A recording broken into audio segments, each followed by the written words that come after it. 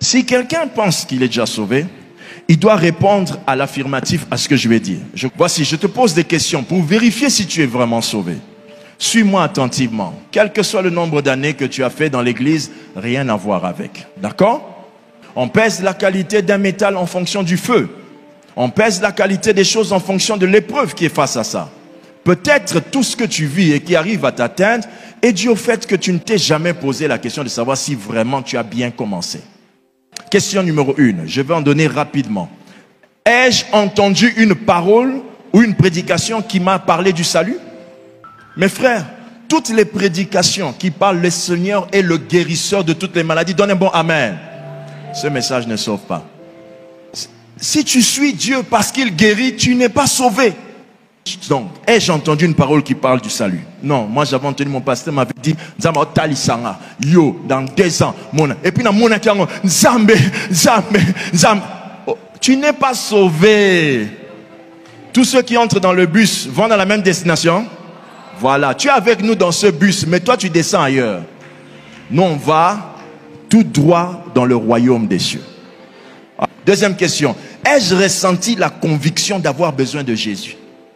Est-ce que tu as ressenti, le jour où tu avais écouté l'évangile, est-ce que tu as ressenti que tu avais besoin de Jésus? Ou bien tu as ressenti seulement que il faut la tika mobile wana. Tu peux ressentir l'envie d'abandonner un mal. Si tu ne ressens pas l'envie de recevoir le Sauveur, tu n'es pas sauvé. Le salut est venu. C'est ça le premier point qui fait que Satan, nous l'avons vaincu. Où allez-vous avec toutes ces prophéties que vous entendez? La troisième question que je te pose. Ai-je entendu, as-tu été convaincu, de ta culpabilité et de l'innocence de Christ? Le jour où tu es né de nouveau, où tu prétends avoir commencé à prier, est-ce que tu avais senti que tu étais coupable et que Jésus était innocent? Est-ce que tu avais compris que Jésus avait pris ta faute? Quatrième question. Ai-je ressenti l'amour de Dieu pour moi? Est-ce que tu avais senti que Dieu t'aime? Cinquième question. Ai-je décidé de renoncer à ma vie de péché, ma vie du passé? Est-ce que tu as décidé de renoncer à ça? Ou bien tu sais que t'es... Solo, hein?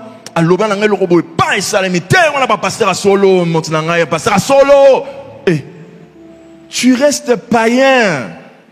Tu peux m'apprécier comme tu veux. Tu restes païen. Et c'est ce qui fait que ils l'ont vaincu à cause du sang. Pas toi, pas toi, pas toi. Les ils là c'est eux, pas toi. Parce que toi tu n'as pas pris la première chose que la victoire donne, le salut. Alors une autre question.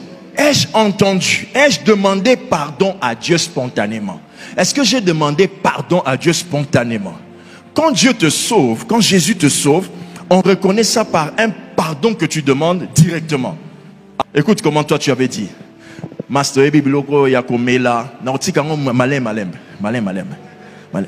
C'est quel verset biblique ça là encore?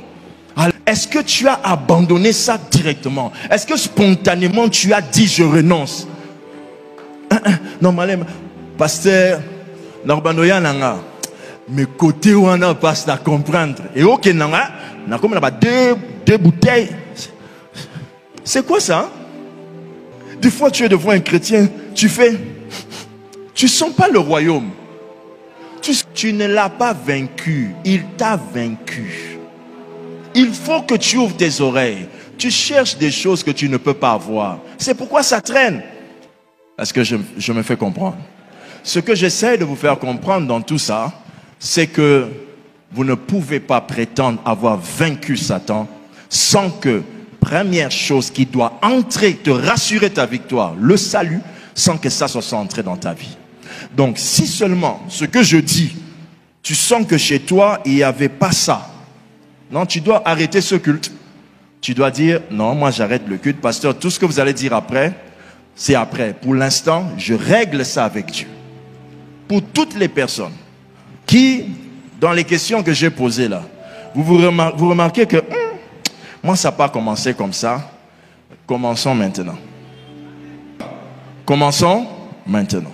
Alors Dieu te parle par des songes. Il parle aussi à des rois païens. Ne t'en fais pas, ça ne justifie pas que tu es sauvé.